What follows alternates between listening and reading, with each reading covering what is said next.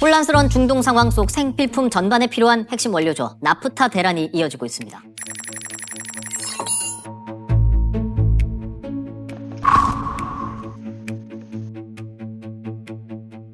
생수병에 들어있는 이른바 생수라는, 저는 그 말 자체가 틀렸다고 생각하는데요. 너무 지나치게 아름다운 이름을 붙여준 거 아니에요? 살아있는 물이다. 참, 봉이 김선달 선생께서 지금도 살아계시면 아마 세계 거부들 중에 한 분이지 않을까. 생수 산업은 어떻게 보면 전혀 근거 없는 산업입니다.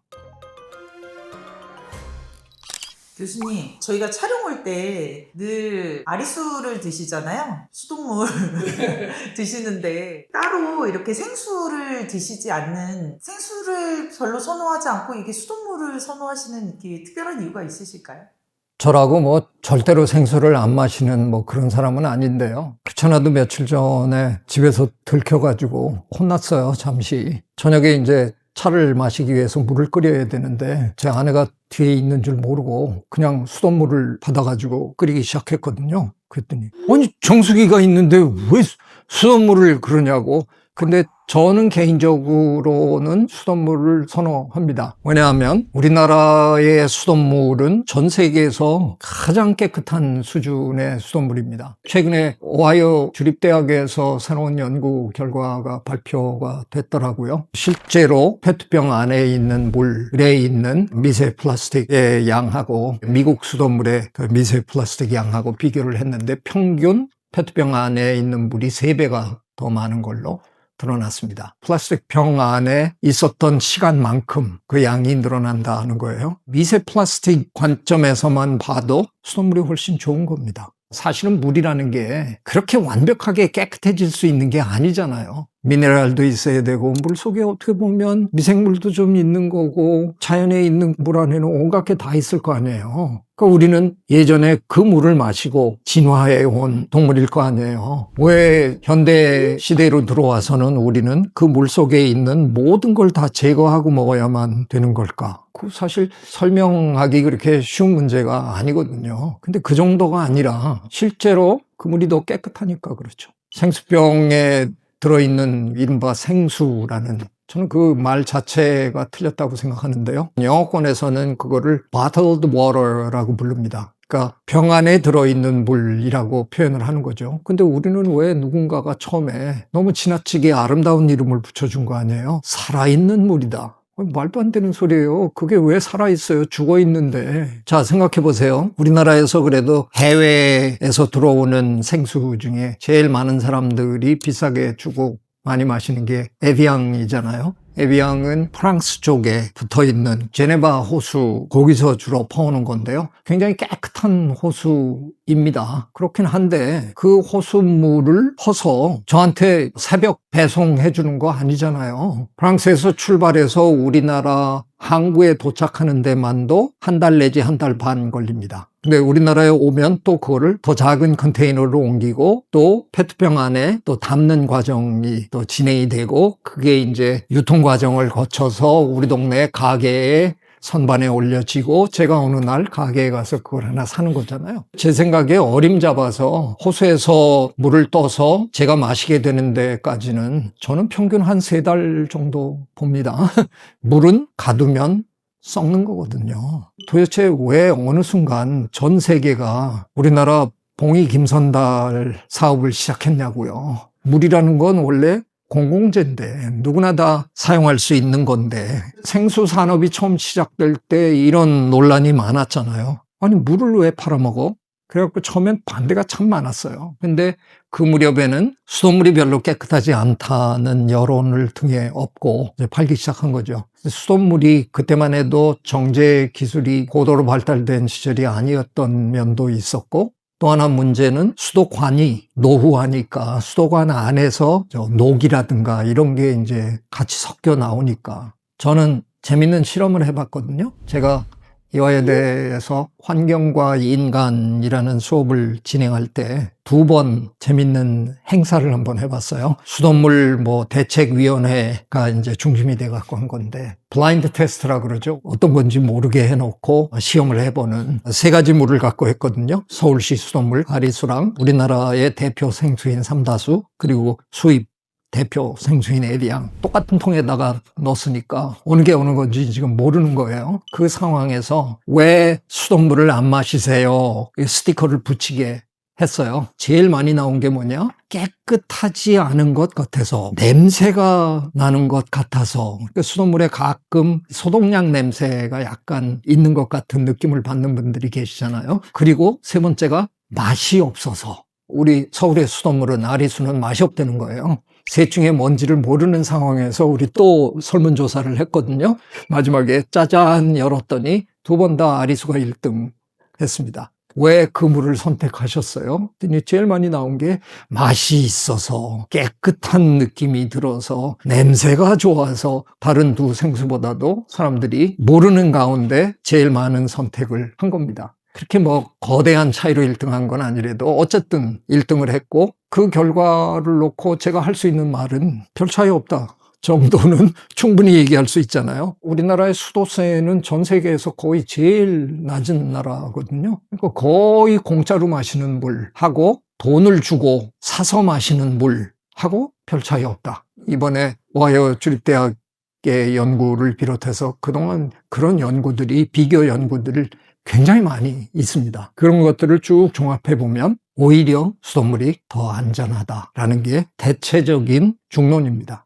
제가 한마디 덧붙이는 건 아까도 얘기한 대로 전 세계 수돗물이 다 안전한 거 아니라 그러더라도 아마 전 세계에서 가장 안전한 수돗물 몇을 꼽아라 그러면 대한민국의 아리수는 거기에 속한다는 겁니다. 이 정도로 제가 얘기 드리면 생수산업은 사라지는 게 옳을 것 같은데, 우리나라의 경우만 해도 생수산업의 규모가 연간 3조에 달하는 어마어마한 사업이고요. 전 세계적으로는 330조라 그러더라고요. 참, 봉익임선달 선생께서 지금도 살아계시면 아마 세계 거부들 중에 한 분이지 않을까. 제가 작년 연말에 우리나라 주한 대사님의 초청으로 토크 콘서트를 같이 한번 한 적이 있습니다. 신선한 충격을 받은 건 그 나라에서는 물을 절대로 팔지 못하게 하는 헌법에 명시가 되어 있답니다. 물은 공공재다. 물은 사고 팔 수 있는 게 아니다. 국가가 관리하고 누구나 물은 마음껏 마실 수 있는 거다. 이렇게 해놨다는 겁니다. 그 나라가 어디냐? 슬로베니아입니다. 굉장히 깨끗하고 아름다운 나라고요. 그 나라에서는 생수 산업이 발을 붙이지 못한답니다. 저는 세계가 슬로베니아를 좀 배울 필요가 있지 않을까. 생수 산업은 어떻게 보면 전혀 근거 없는 산업입니다. 수도만 틀면 거의 공짜로 마실 수 있는 물을, 그 물보다 훨씬 더러운 물을, 구정물을 페트병 안에다가 넣어서 파는데 그걸 애써 돈을 내고 또 사 드시고 계시는, 말도 안 되는 일이 지금 전 세계에서 벌어지고 있는 것 같다. 그런 생각이 듭니다. 말씀을 들으니까 굉장히 충격적인데, 우리가 생각할 때 페트병에 있는 물이 죽어있는 물이다, 이게 잘 언뜻 연상이 안 되거든요. 죽어있는 물이라는 정확한 정의는 뭘까요? 우리나라에서 제일 유명한 물이 이제 삼다수잖아요. 제주도는 워낙 그 화산섬이다 보니까 돌에 구멍이 많잖아요. 근데 그 구멍들을 이렇게 거치면서 자동적으로 정화가 많이 된 물, 좋은 물이죠. 우리나라의 삼다수와 프랑스의 에비앙은 굉장히 다른 물이거든요. 에비앙은 호수에 있는 물을 그냥 떠온 거거든요. 거기 미네랄이 굉장히 많아요. 그래서 굉장히 예민한 사람은 에비앙을 마시면 입안에 뭔가 이렇게 끼는 것 같은, 뭔가 이렇게 미끈미끈한 느낌을 받는다. 왜냐하면 미네랄이 풍부하다 보니까. 미네랄이 풍부한 물은 또 그 나름대로 좋은 물이죠. 근데 저는 이랬으면 좋겠어요. 제가 버튼만 누르면 그 물이 실시간으로 제 손에 쫙 내려오면, 그러면 저는 그 물 마실래요. 근데 그게 아니잖아요.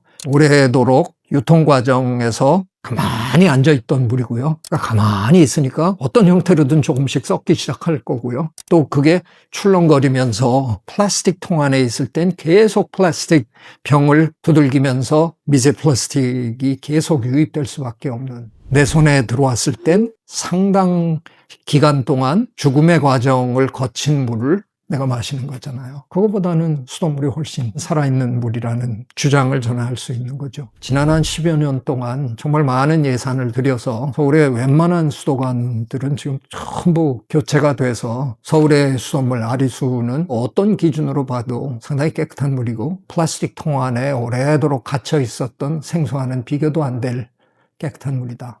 그렇게 저는 논리적으로 말씀드릴 수 있습니다.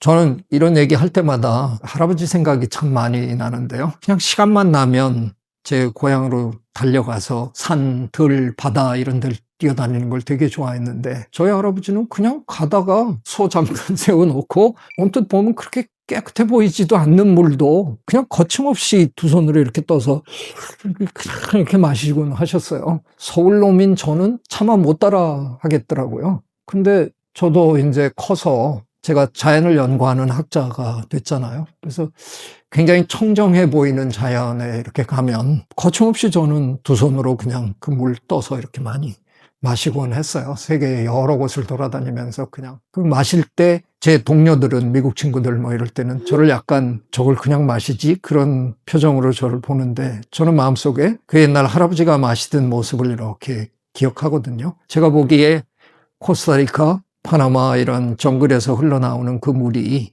우리 할아버지가 시골에서 길 가다가 그냥 두 손으로 마신 그 물보다 훨씬 깨끗해 보였거든요. 그래서 저는 거의 어려움 없이 이렇게 마셨어요. 원래 우리는 그러던 동물이잖아요. 자연에 있는 흐르는 물을 늘 마시면서 살았던 그런 동물이었는데 현대 사회에 살게 되면서 참 이상한 물을 우리가 이제 마시게 된 거잖아요. 우리 몸속으로 들어가는 물이 100% 완벽하게 살균되고 멸균되고 이래야만 되는 거 아니거든요. 동물의 몸에는 자연에 흐르던 물이 진화 역사 내내 그대로 들어왔다가 나간 거예요. 그거 자체가 그렇게 문제될 리는 정말 없습니다. 결론적으로 얘기하면 저는 흐르는 물을 좋아합니다. 페트병 안에 오래 고여있던 물, 저는 어떤 기준으로 보나 결코 건강한 물은 아닐 거다라는 생각이 듭니다. 저는 언젠가는 이제 우리 서울 시내에 여러분 걸어 다니시면 외국인들 천지잖아요. 서양의 유럽의 어느 도시에 가보면 음수대가 시내 한복판에 있는 경우가 있잖아요. 그 사람들이 거기 모여서 거기서 물 받아서 먹어요. 저는 우리 서울에 우리나라에 관광객들이 이렇게 많이 오는데 좀 예쁜 옛날 우리 조상님들이 마셨을 것 같은 그런 옹달샘 같은 거 이렇게 곳곳에 좀 만들어주면, 그리고 아예 인천공항에서부터 홍보를, 대한민국엔 생수가 없습니다. 그러나 어디서든 물을 마셔도 됩니다. 그런 거 한번 해보면 얼마나 좋을까 늘 생각합니다. 저는 한번 해봤거든요. 국립생태원 원장을 할 때 수자원공사랑 MOU를 맺으면서 생태원 에코리움 안에 음수대가 있습니다. 수돗물을 잘 이렇게 정제해 갖고 주는 물이죠. 그래서 생태원에 오시는 분들에게는 그냥 물병만 하나 들고 오십시오. 우리 깨끗한 물 그냥 드립니다. 그래서 오셔서 거기서 물 받아서 다니시면서 마시곤 합니다. 그때부터 저는 그런 생각을 쭉 했는데요. 전국에 깨끗한 물을 마실 수 있는 곳들을 많이 좀 만들어가면 어떨까 그런 생각 해봅니다. 어차피 좋은 감정으로 대한민국을 찾는 세계인들이 많은 이 시점에 그런 것도 한번 해보면 세계인들의 머리에 아주 좋은 이미지가 각인되지 않을까. 그래서 언젠가는 이 말도 안 되는 봉이 김선달 사업, 생수 사업을 멸망시키고 싶은 생각이 굉장히 많이 듭니다. 제가 너무 심하게 얘기를 했습니다만 개인적으로 그 문제에 있어서만큼은 한치도 양보할 생각이 없습니다. 이 세계 수십 조의 이익을 남기고 있는 이 생수 산업, 정말 근거가 1도 없는 산업입니다. 끝냈으면 좋겠다 하는 생각으로 앞으로도 이런 얘기는 제가 열심히 할 겁니다. 깨끗한 수돗물 마시면서 사셔도 좋을 거다, 이런 말씀 드립니다. 구독, 좋아요, I love you.